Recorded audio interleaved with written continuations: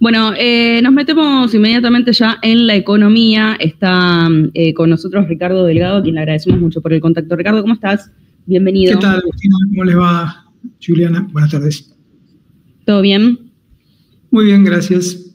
Bueno, tenemos hoy una jornada que está, ¿cómo la analizás, no? En términos económicos, ¿remontó la situación para Javier Milei y para el equipo económico?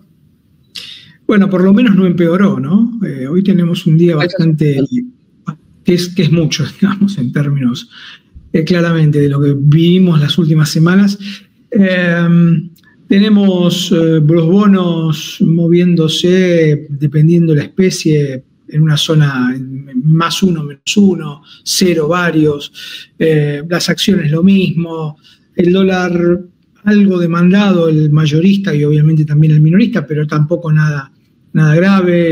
El mayorista, que es el que hay que seguir en términos de qué es el techo, que todavía sigue siendo el techo de la banda, está en torno a los 1.395, 1.396, por abajo de los 1.400, el mayorista un poco por arriba.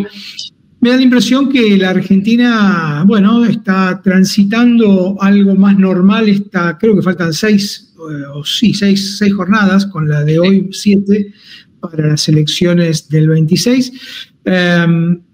Que de vuelta, creo que era absolutamente condición necesaria, pero no suficiente para el gobierno, tener controladas las variables financieras y en particular el tipo de cambio. Totalmente. Avísanos, Tommy, cuando tengas lo último de Caputo que mencionaba recién Juli, porque lo queremos analizar con vos. Pero hay algunas cuestiones que tienen que ver con el discurso de Javier Milei que nos interesaría analizar con vos, ¿no? Ayer Javier Milei dio una nota con Eduardo Feynman y, entre otras cosas, habló obviamente sobre lo que comúnmente estamos denominando el rescate o los rescates económicos por parte de Estados Unidos, tanto del Tesoro, el Fondo Monetario, etc. Y a Javier Milei no le gustó esa palabra, ¿no? Dijo que no son rescates y dio su justificación en términos económicos. Nos gustaría verlo con vos para que nos puedas dar tu mirada y obviamente también tu análisis económico. ¿Lo vemos?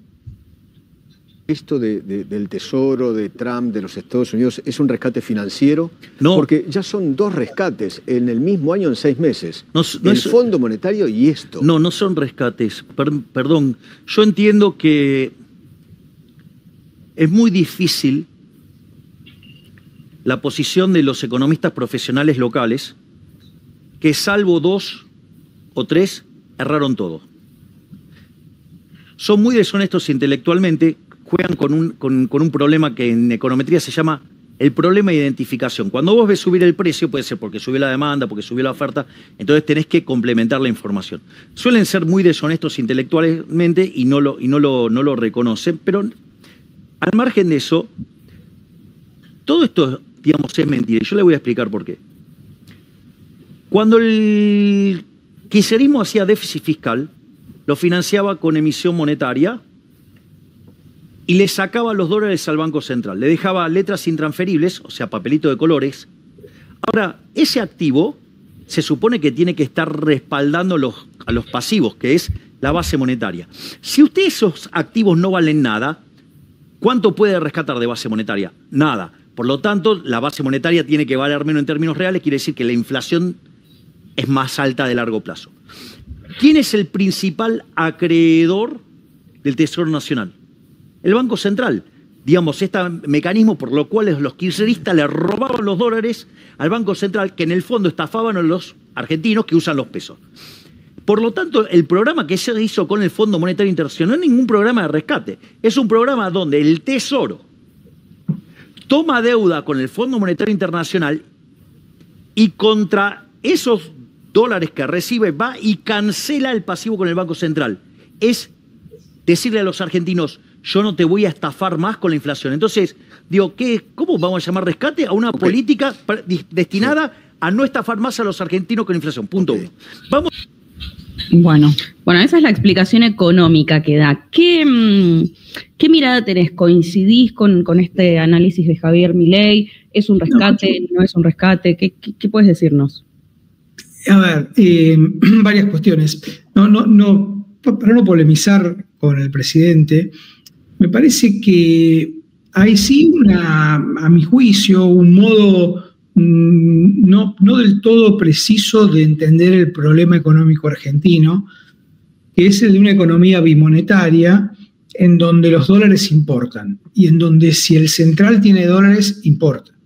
Y que se compren dólares en el mercado cuando hay dólares en el mercado, por ejemplo, en el segundo trimestre de este año, donde estuvo obviamente la liquidación de la cosecha de soja, también importa.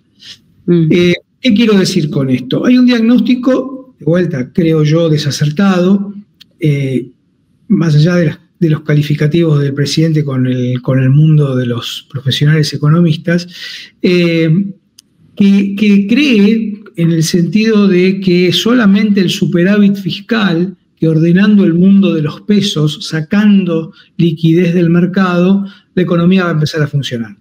Y los dólares van a aparecer, los dólares que se necesitan van a aparecer por los incentivos y las reglas de mercado. Bueno, eso no pasó, pero no pasó no porque esté mal que se haga lo que hizo el gobierno hasta ahora, que es básicamente un objetivo de superávit fiscal que ha podido mantener durante 20 meses, y esto es absolutamente inédito, loable y que hay que sostener en el tiempo. Pero como decía alguna canción, la vida es más compleja de lo que parece. Es más difícil administrar la economía que solamente ordenando el mundo de los pesos. ¿Que hay que hacerlo? Sí. Pero de vuelta, en esta economía en particular, en donde ustedes, yo, los que nos están escuchando, las empresas, los inversores, piensan en dólares, actúan haciendo rápidamente la conversión de pesos a dólares en términos de ingreso, en términos de cuánto le cuesta un viaje, de todo, un auto.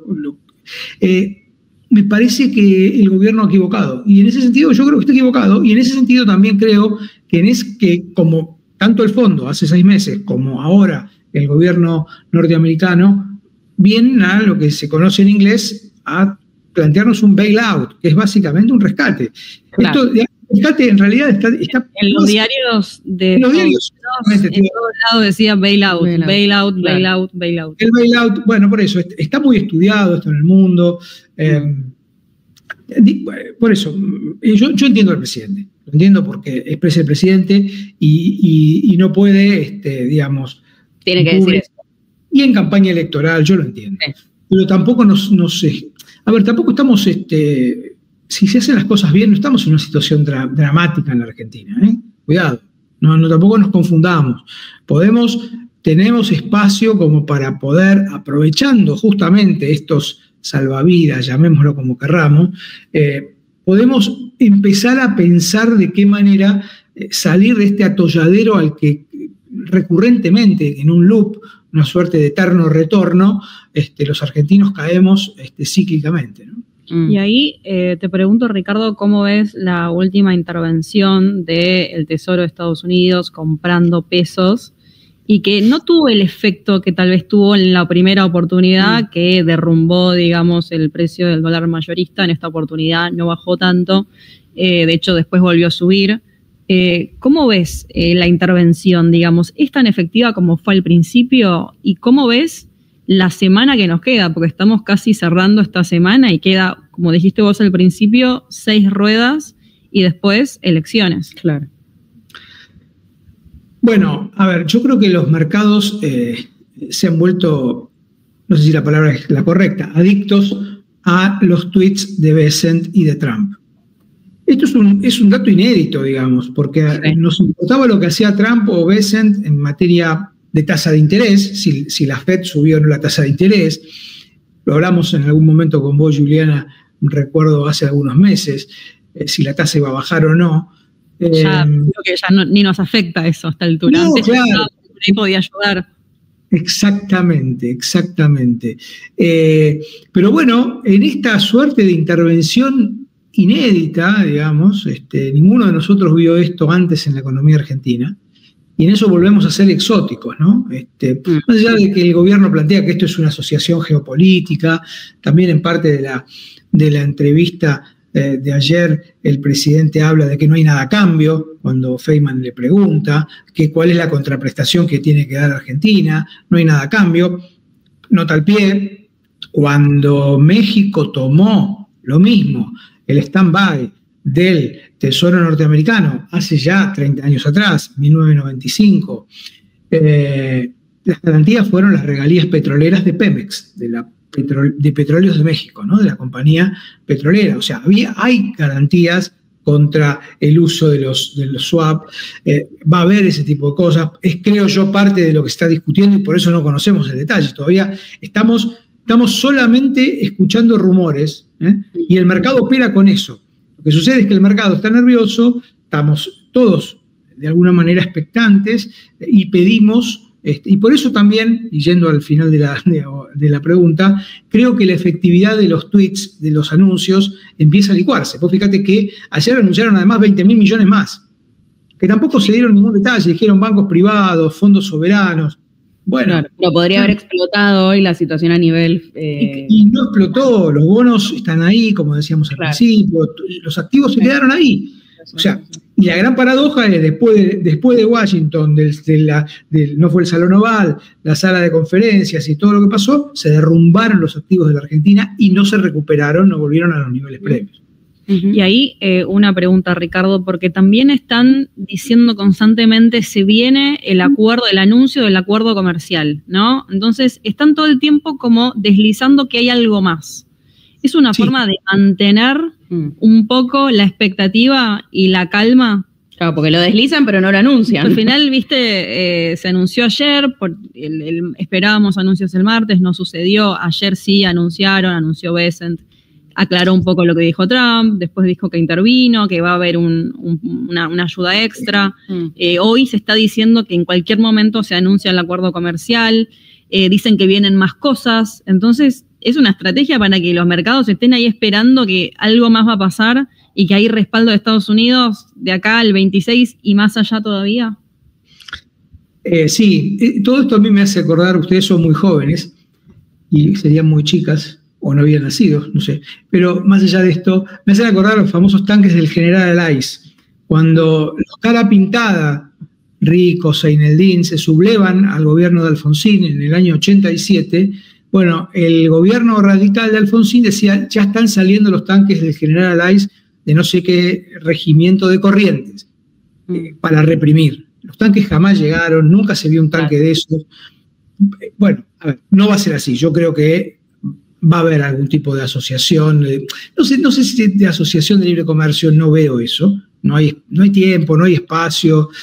Argentina tiene el Mercosur como parte integrante y socio fundador de la Unión Aduanera. Hay una enorme cantidad de cuestiones, pero sí me parece que puede obtener, y sería bueno, ciertas preferencias arancelarias en sectores que son importantes, por ejemplo, acero, aluminio, muchas economías regionales. Digamos, Estados Unidos es el tercer socio comercial en importancia de la Argentina, después de Brasil y China, obviamente, y allí se destinan entre 5 y 6 mil millones de dólares por año de exportación, y en sectores industriales importantes, como estos que les mencionaba, y en economías regionales, vinos, cítricos, la producción de limones de Tucumán, en fin, es importante que eso venga, pero eso no viene a estabilizar el mercado de cambios, ni a acumular reservas de manera sustancial. Sí me parece que es interesante e importante para esas actividades, por supuesto. Ayer Javier Milei mencionaba también que evidentemente quien más se benefició con su gobierno es la clase trabajadora, ¿no? Esto era ante una pregunta de Eduardo Feynman que le decía, el que más se benefició es cualquier ciudadano común o el financista, ¿no? Que está del otro lado. Y él decía que es la clase trabajadora por esto que ha planteado en muchas ocasiones, que es que se termina bajando la inflación, que es el impuesto que más complica a la gente. ¿Vos crees que efectivamente es la clase trabajadora la más beneficiada? Y más allá de eso, te pregunto también si consideras que en el largo plazo la inflación va a poder seguir bajando de este piso de 2% en el que se estableció en los últimos meses. ¿Y qué más tiene que hacer el gobierno para que el combo le sea redondo a la gente, ¿no? Porque la inflación dejó de ser hoy una preocupación, es verdad, ahí hay un logro del gobierno, efectivamente, que logró bajar la inflación, pero también pareciera que en la micro le piden más cosas. La inflación es uno de los tantos factores de la economía y solo con la baja de la inflación no se te resuelven todos los problemas para llegar a fin de mes. Bueno, yo creo que sí, hiciste una síntesis perfecta. Creo que al gobierno, se quedó sin dólares antes de la elección y además calculó mal el proceso de digestión de la baja de la inflación en la sociedad. ¿Qué quiero decir? La sociedad empezó a olvidarse de la inflación bastante antes que en estos meses. Claro. Allá por mayo o junio ya las encuestas mostraban que la inflación no era el principal problema, y eso es un logro del gobierno. Y sin duda no hay más capacidad para recuperar salario e ingresos en general si vos tenés inflación alta. Vos tenés que bajar la inflación sin duda. Y ese es un logro del gobierno que hay que resaltarlo y que yo creo que estamos en condiciones de sostener en el tiempo.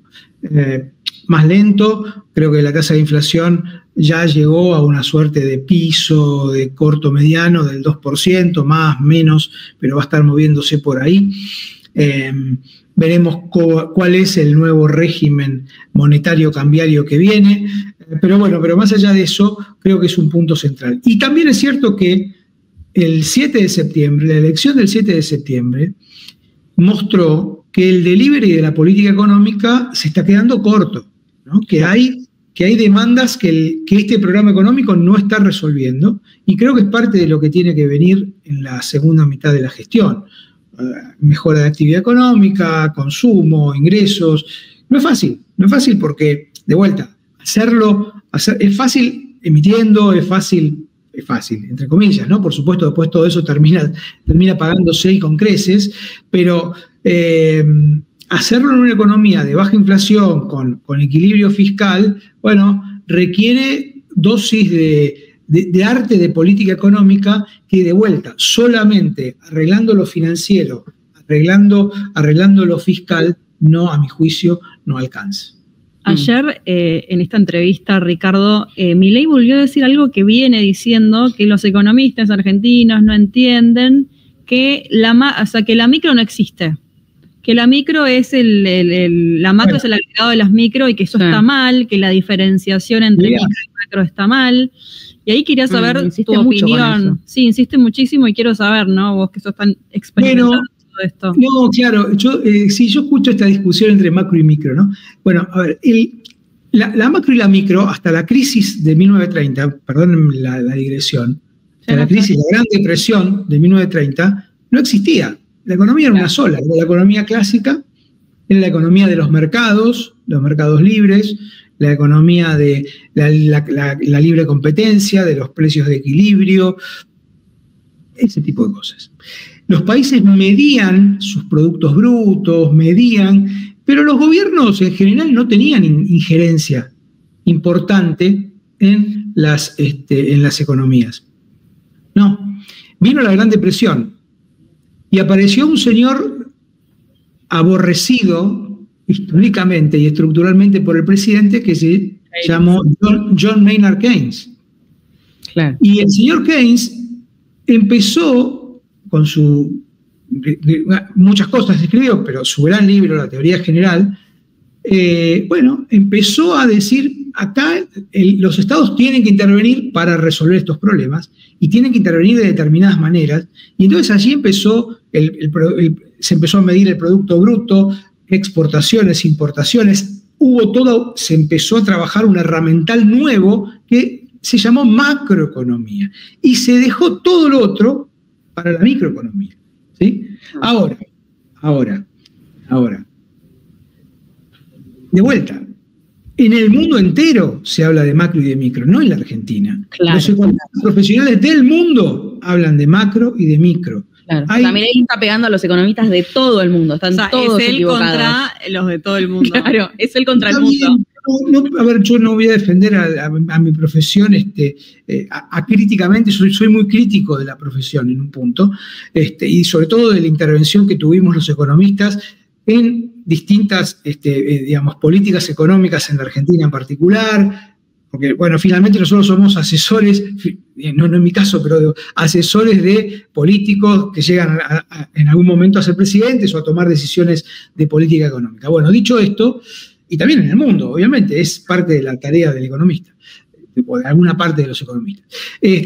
Dicho esto, me parece que, bueno, de vuelta, remar contra la corriente, no claro. Puedo decir más que eso. Ahora, él lo que dice es que no hay que diferenciar la macro de la micro porque en definitiva una cosa depende de la otra, o si solucionás una, la otra se resuelve automáticamente, ¿no? Lo que él plantea es... Bueno, es lo mismo, bueno, es la misma creencia de...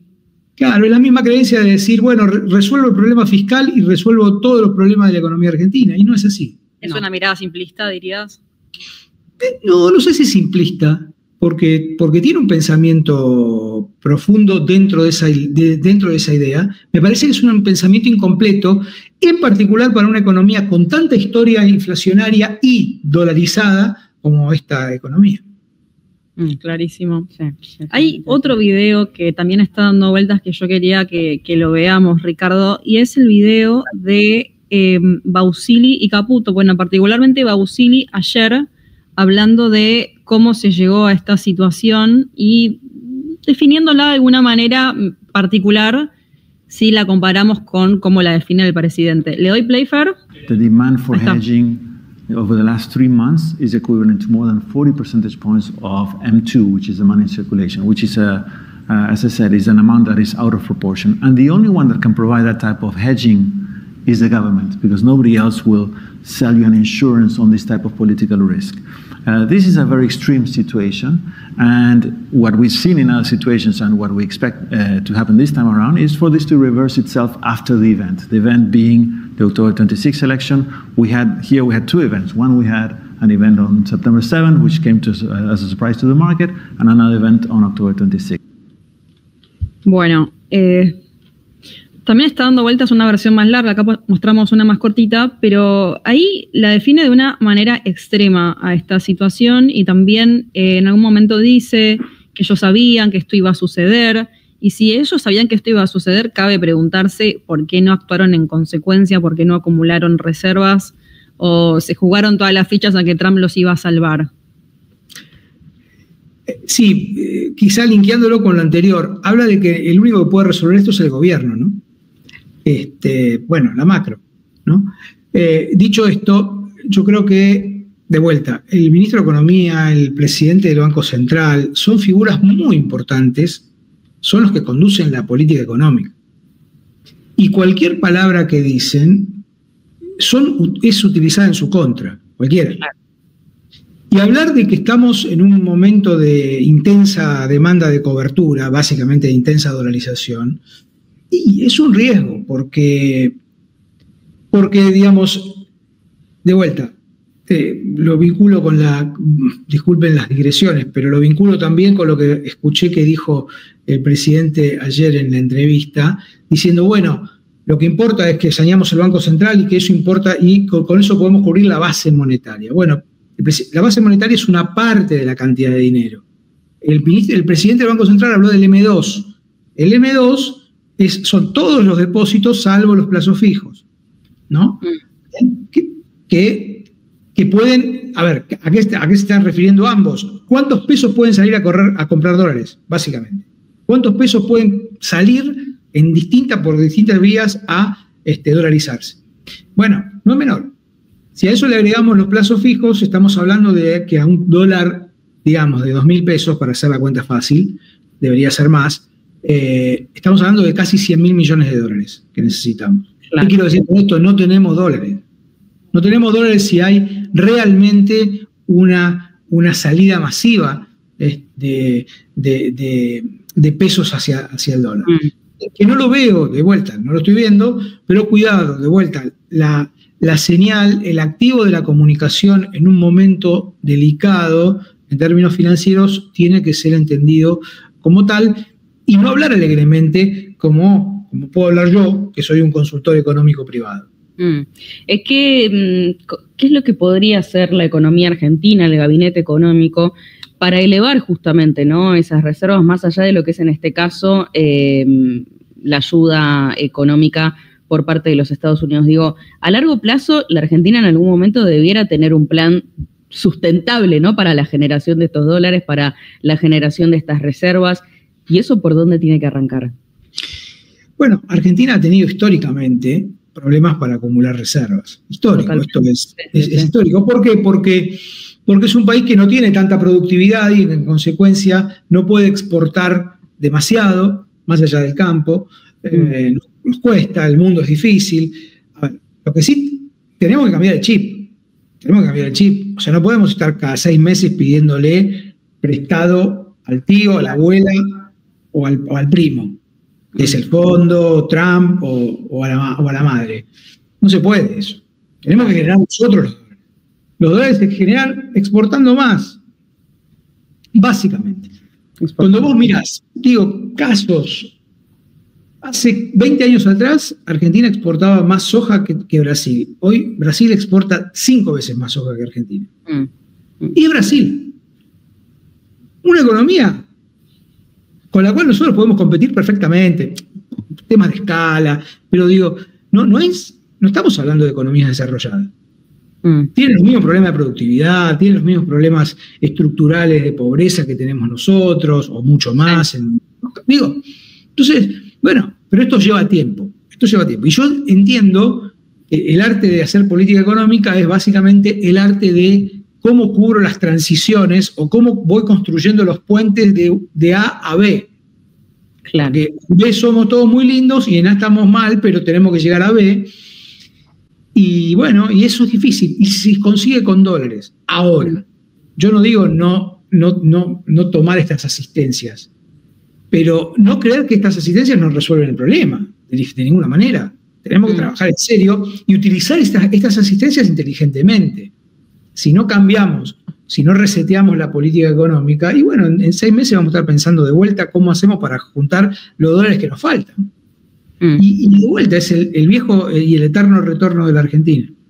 Cuando ya hicimos un camino importante, insisto, en todo lo fiscal y lo monetario, se hizo un trabajo muy interesante, que no hay que perder de vista.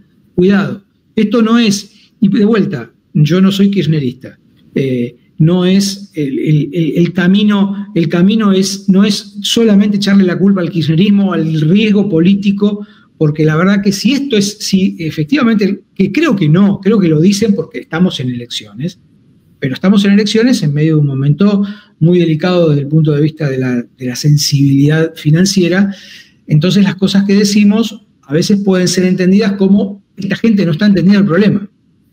¿Entiendes?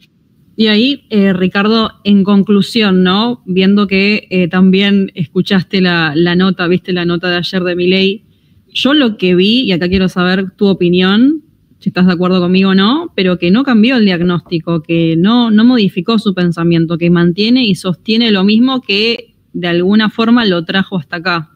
¿Ves ahí algún margen para que cambie la dirección? Me parece que el gobierno y el presidente están hablándole a su núcleo duro por diferentes vías, a ese 30% que lo votó originalmente en el 23, sí, que no sé si sigue existiendo como tal, y que cree que eso y algo más le va a dar la victoria, va a ser la fuerza más votada en octubre. Creo que están tratando de hacer eso y no mucho más que eso. Ahora, ¿eso alcanza para la segunda parte de la gestión? Ni de casualidad. O sea, a ver, yo creo que el gobierno va a tener que dar un giro copernicano en su relación con el resto de las fuerzas políticas, en la necesidad de, digamos, si mañana, como se dijo, envían la reforma laboral al Congreso, bueno, son cuestiones estructurales. Lo vamos a ver primero en el tratamiento del presupuesto. Vamos a ver qué voluntad, qué vocación de dialogar, qué vocación de incorporar sugerencias, cambios, partidas que no están, reseteo de... Siempre respetando el equilibrio fiscal, pero bueno, vamos a ver ahí. Yo creo que ese es el partido de entrenamiento para lo que viene, que insisto, es mucho más complejo de lo que pasó, ¿eh? Es mucho más complejo porque exige política, y política que el gobierno hasta ahora no ha mostrado demasiada vocación para poder construir. Antes de despedirte, acá te están dejando algunas preguntas del chat, si te parece bien, me gustaría compartirlas. Nos preguntan, por ejemplo, Rodrigo te pide que te preguntemos por el tema del famoso desarme de las LEFIs, si fue un error ese desarme o no. ¿Qué opinás? Que ahí paréntesis, el presidente defiende a capa y espada, claro, que fue mejor haberla liberado que no. Sí, yo creo que sí, pero sí, está bien, pero a los bancos les tenías que dar una herramienta de liquidez corta, que eran las LEFIs, que obviamente generaban un costo fiscal o un cuasi fiscal para el Banco Central, una tasa de interés básicamente, pero que se hizo de una manera muy desordenada.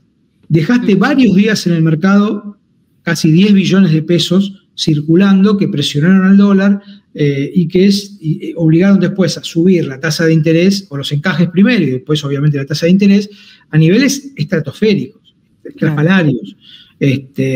Tasa de interés que además le pegó, eso fue en julio, le pegó a la actividad económica y, como decíamos antes, parte de la explicación del 7 de septiembre tiene que ver con eso. También te pregunta Álvaro, acá dice...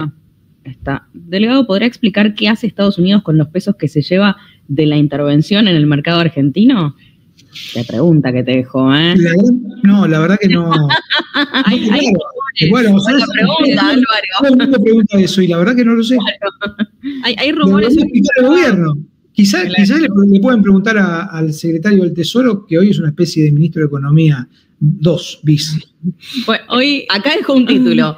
Scott Bessent hoy es una especie de ministro de Economía 2, bis, el tío Scott. ¿Está teniendo ese poder, efectivamente?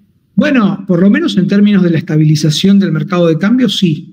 Todavía no estamos viendo que sea muy efectivo esa intervención en la necesidad de bajar el riesgo de crédito de la Argentina. ¿Qué quiero decir con esto? Que es básicamente el riesgo de default de la deuda que hay que pagar en enero, ¿no? De los 4.300 millones de bonos que vencen en enero, y eso todavía, el riesgo país está en zona muy, muy elevada, implica que hay un riesgo, una percepción de riesgo alta. Claro, hoy la escuchaba a Paola Machi de la mañana decir que se dice que están comprando bonos de Alemania, bonos alemanes. Los Bund, creo que se llaman Bund o algo así, no me acuerdo ahora exactamente. Pero bueno, con los pesos. Sí, pero bueno, por ahora son rumores porque nadie lo ha confirmado fehacientemente, digamos, ¿no? No, son rumores, pero bueno, seguramente... Tampoco sabemos si esto es a cuenta, asumo que sí, si es a cuenta del swap, ¿no? Claro. Swap que todavía no está definido. Si la intervención es a cuenta del swap. Claro. Sí, claro. Pero bueno, son preguntas que yo me haría también como contribuyente norteamericano, ¿no? Si lo fuera. Sí, que ya se lo están reclamando. Lo están haciendo. Sí, totalmente. Lo están haciendo ahí. Hay muchos reclamos en ese sentido. Acá había otra pregunta que tenía que ver un poco con esto que vos mencionabas recién respecto a Scott Bessent, ¿no? Diego decía, pregunta, después de la frenada de Trump con China, después de los tweets de la semana pasada, ¿le queda alguna credibilidad dentro de los mercados? Creo que Diego se refiere un poco a la credibilidad, entiendo, Diego, corregime si me equivoco, de los funcionarios argentinos, teniendo en cuenta que con un tuit te resuelve todo Trump. ¿No? Bueno, te resuelve más o menos, ¿no? Bueno, sí, en la reunión de otro día te arruinó todo. Te arruinó todo. Una frase. Con una frase. Por eso digo, la comunicación es importantísima. Es fundamental. ¿Cómo se comunica? ¿Qué se dice? ¿Qué palabras se escogen? Digo, no es menor. Pero bueno. Trump es el presidente de la principal economía del mundo, punto. Que esté interviniendo en la economía argentina, que es una economía muy marginal, obviamente va a tener un impacto siempre. Y yo soy de los que cree, y quizás es otro título, que la ayuda va a seguir después, aún con un gobierno perdiendo las elecciones. Yo creo que Estados Unidos es el principal inversor directo de inversión no financiera, de inversión real en la economía argentina, superando a España. Desde el 2021 a esta parte se invirtieron casi 10.000 millones de dólares de origen estadounidense en la economía argentina. España algo parecido, un poco menos, y China es el quinto o el sexto. Con lo cual digo, hay una importancia, digamos, creciente de Estados Unidos en la Argentina en términos de inversión real. Y es la inversión que importa, además, porque Claro. la financiera es importante, pero la financiera, así como está, un día se va. Y se va de la noche a la mañana apretando un botón en la computadora, ¿no? Totalmente. Creo que así como genera suspicacias y polémicas, qué se está haciendo con esos pesos, sigue generando polémica y suspicacia desde aquel día que se supo lo del oro enviado a Inglaterra. Mira, esto cada vez que viene un economista nos lo preguntan. ¿Se sabe algo del oro que enviamos a Inglaterra? Sí, terrible, terrible eso. Siempre llega esta pregunta. Sí. También hay un pedido, sé que hay un pedido de informes, ¿no? Sí. En el Congreso, no sé quién, que tiene, que uno, la verdad que no lo sé. Pero bueno, si son parte de garantías de operaciones de préstamo, de ripo y demás, sería normal. También sería normal tener alguna claridad, algún comunicado de parte del Banco Central que sin violar confidencialidad, porque estas cosas son acuerdos en general confidenciales, se dé cierta tranquilidad en ese sentido, ¿no? Yo creo que la última y la mejor pregunta igual es la de Diego. Pregunta, siendo economista... ¿por qué cuando yo pongo las preguntas no me las muestra? Mi computadora es muy mala, poné la voz. Siendo economista en Argentina, ¿cómo no logra caer en una depresión? Pues creo que es la pregunta más empática. Me analizo hace muchos años y soy hincha de Racing, así que imagínate, tengo el cuero recontra curtido. Bueno, es verdad. Pero han tenido algunas alegrías recientemente. Últimamente ni hablar, obviamente. Y seguimos, son coperos ustedes, y eso está eso bueno. vamos a seguir teniendo, Agustín. De River y últimamente nada, ni copero, ni local, nada. Por eso. Alentemos a la sub-20. Claro, alentemos a la una sub-20. alegría, una alegría. Con los chicos de la sub-20, exactamente.